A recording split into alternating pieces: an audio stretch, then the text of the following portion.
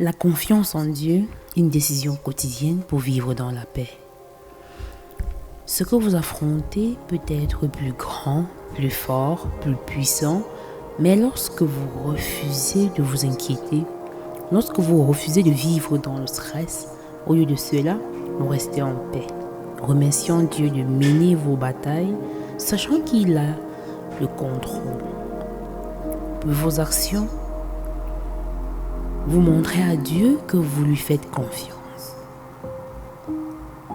David a dit, « Même si je marche dans la vallée de l'ombre de la mort, je ne crains aucun mal. » Dieu n'est pas seulement avec vous au sommet des montagnes, il est avec vous dans les vallées.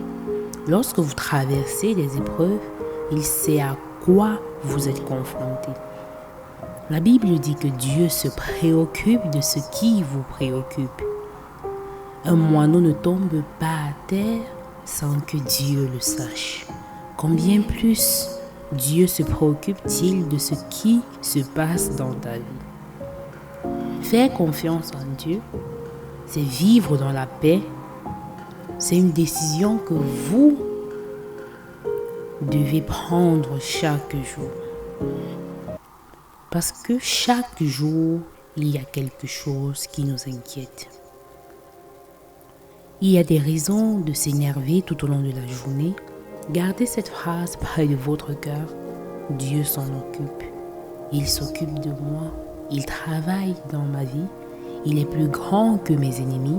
Il aligne les bonnes personnes. Il arrange les choses en ma faveur.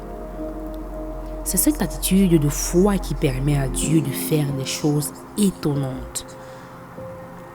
Alors, je ne poserai pas les pieds sur le sol le matin avant d'avoir parlé à Dieu. Pouvez-vous dire sans hésitation que Dieu est le premier dans votre vie? Il est idiot de dire que nous n'avons pas de temps pour Dieu. Et si nous n'avons pas de temps pour lui, qu'il n'est pas le premier dans notre vie, pensez-vous à Dieu et à sa bonté dans votre vie? Prends-tu le temps de remercier Dieu pour tes bénédictions? Même les petits vivent plus pour plaire au Seigneur. Prennent des décisions qui plaisent à Dieu. Combien de fois avons-nous décidé de mettre Dieu en premier? Mais ensuite, le garder en premier devient un problème parce que, au cas où vous ne l'auriez pas remarqué, le monde est plein de choses qui nous distraient. Je suis sûre que vous avez fait l'expérience. Vous décidez de prier tous les matins et d'étudier la parole avant de faire ce que vous devez faire. Et tout à coup, c'est le soir et vous ne savez même pas ce qui s'est passé. Mais le plan que vous aviez établi n'a pas fonctionné.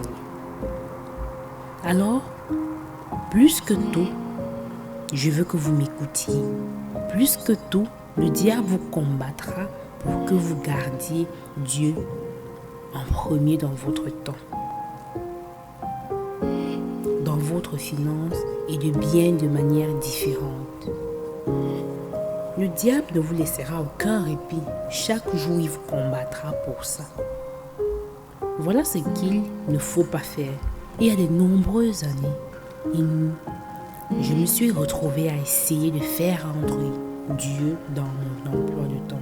Un jour, le Seigneur m'a dit, pourquoi ne fais-tu pas en sorte que ton emploi de temps s'adapte à moi? Alors, essayez-vous de trouver un moyen d'intégrer Dieu dans votre temps ou bien dans votre emploi de temps? Ou bien seriez-vous prêt aujourd'hui à dire, Dieu, à partir de maintenant, tu seras le premier? Et je ne me soucie pas de ce qui doit disparaître ou de ce que je dois changer, de ce que je dois ajuster. Je veux te garder en premier dans ma vie, dans tout. Laissez-moi vous dire que le fait d'être chrétien ne fonctionne pas bien. Si Dieu est en marche de votre vie, il ne veut pas seulement faire partie de votre dimanche matin. Il veut être accueilli et faire toute partie intégrante de tout ce que vous faites. Des milliers de personnes croient en Jésus, et vont à l'église le dimanche. Mais Dieu n'est pas le premier dans leur vie. Dieu vous place en premier dans sa vie. Le savez-vous? Chacun d'entre vous est le premier dans les pensées de Dieu. Et je veux que vous compreniez ceci aujourd'hui. Vous êtes toujours dans les pensées de Dieu. Il pense toujours à vous. Nous ne pourrions même pas compter le nombre de pensées que Dieu a pour nous. Elles seraient comme des petits grains de sable sur la plage avant que tu n'arrives sur la planète Terre. Dieu a établi un plan pour chaque jour de ta vie. Il ne vous forcera pas à le suivre, mais il aimerait que vous le suiviez. Il aimerait vous guider et vous conduire à travers la vie. Et littéralement, laissez-moi le répéter. Impliquez-vous dans tout ce que vous faites. Dans chaque décision que vous preniez, Dieu veut en faire partie. C'est pourquoi Jésus-Christ est mort sur la croix pour nous. Pourquoi avons-nous vraiment besoin de Dieu lorsque nous sommes désespérés? Eh bien, vous savez, nous ne pouvons pas simplement nous agresser à Dieu lorsque nous sommes désespérés. Ce n'est pas une marche avec Dieu, ça. Tu veux me dire que je dois passer du temps avec Dieu tous les jours et pourquoi pas toutes les 5 minutes? Dieu n'est pas là pour les urgences de notre vie. Il est notre vie. Nous pouvons donc continuer à essayer de faire tout un tas de choses sans lui et échouer à chaque fois. Et avec un peu de chance, nous finirons par comprendre c'est ce qui m'est arrivé. Certains d'entre vous sont encore assez jeunes pour se dire « Oh, je dois me marier, je dois le faire. J'ai des enfants, je dois gravir les échelons de la réussite. C'est bien, faites tout cela. Mais si vous faites cela, sans Dieu, vous arriverez au bout et vous serez toujours très insatisfait. Vous serez comme une personne errant dans le désert, voyant un mirage après l'autre, qui, pensez-vous, contient l'eau dont vous avez besoin. Eh bien, cela ne rendra heureux personne. Cela ne vous rendra pas heureux. Eh bien, cela ne rendra pas heureux non plus vos proches. Rien ne vous rendra heureux, content et satisfait si ce n'est que la présence du Seigneur Jésus. Vous pouvez partir en vacances et être heureux pendant que vous y êtes. Mais qui veut se contenter de profiter de certains événements et de certains jours de sa vie? Je veux profiter de chaque jour ordinaire de ma vie, chaque jour. Donner à Dieu une partie de votre journée en premier est une chose sage à faire. Je dirais que même si vous ne pouvez pas le faire pendant longtemps le matin, donnez-lui quelque chose pour bien commencer votre journée. Tout au long de la Bible, il y a des gens qui se sont levés tôt le matin et qui ont cherché Dieu.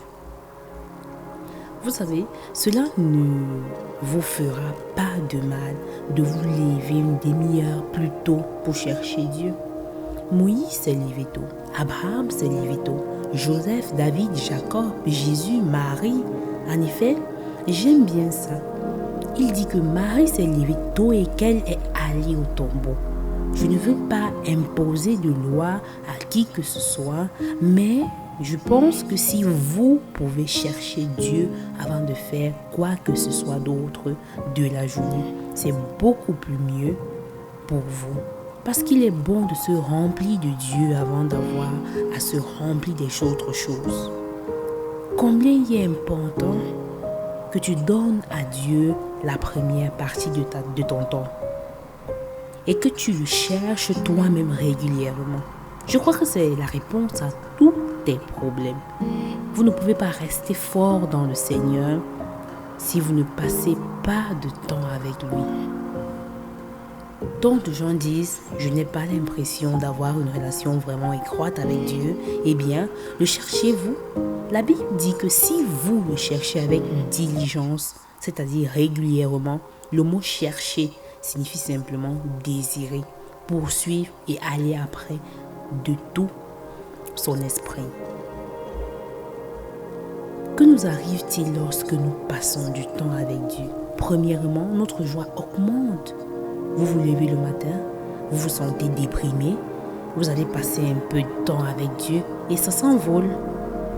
Le psaume 16 au verset 11 dit « Tu me fais connaître le sentier de la vie. En ta présence, il y a plénitude de joie.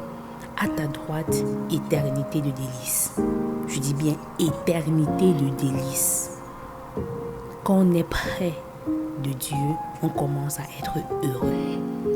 Lorsque je passe du temps avec Dieu le matin, j'ai l'impression que cela me calme pour la journée. Cela met tout en ordre. Il me prépare à sortir et à être ce que Dieu veut que je sois pour la journée. Vous êtes heureux un jour, déprimé le lendemain. Passez du temps avec Dieu, vous deviendrez stable tous les jours. Celui qui habite dans le lieu secret du Très-Haut restera stable et fixé à l'ombre du Tout-Puissant. Donc aucun ennemi ne peut venir à bout.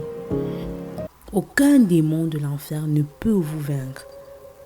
Lorsque vous allez régulièrement dans le lieu secret, vous pensez que Dieu ne quittera pas une réunion d'affaires pour aller chercher Dieu. Oh oui, il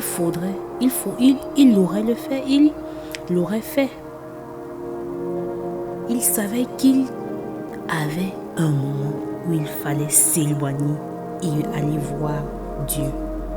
Parce que si on ne le faisait pas, on risquerait de basculer.